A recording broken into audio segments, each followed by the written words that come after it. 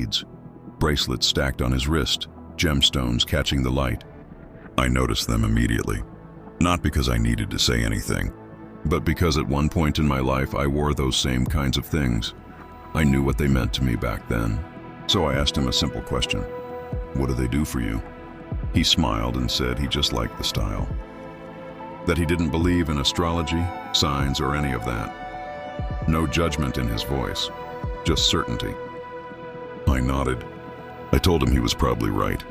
I said I used to wear things like that too. And then something important happened. I stopped talking. Not because I had nothing else to say, but because I knew what would happen if I kept going. I had lived that moment before. The moment where I start explaining. The moment where I try to translate what I feel, what I see, what I've learned. And by the end of it, I'm out of breath, and the other person is energized, full, charged.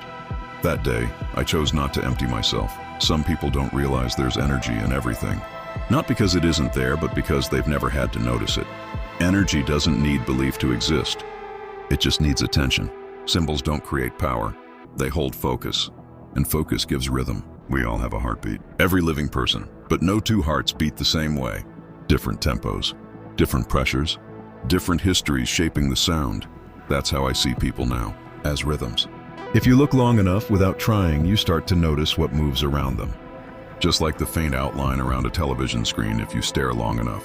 A shimmer, a haze, sometimes gray, sometimes blue, sometimes white, sometimes nothing you can name at all. The energy is still there. That day in the store, I didn't need to convince anyone. I didn't need to explain myself. I didn't need to pour from a place that was finally learning how to stay full. Growth doesn't always sound like speaking. Sometimes it sounds like silence, and sometimes silence is how you keep your breath. For more true stories, remember to like, share, and subscribe.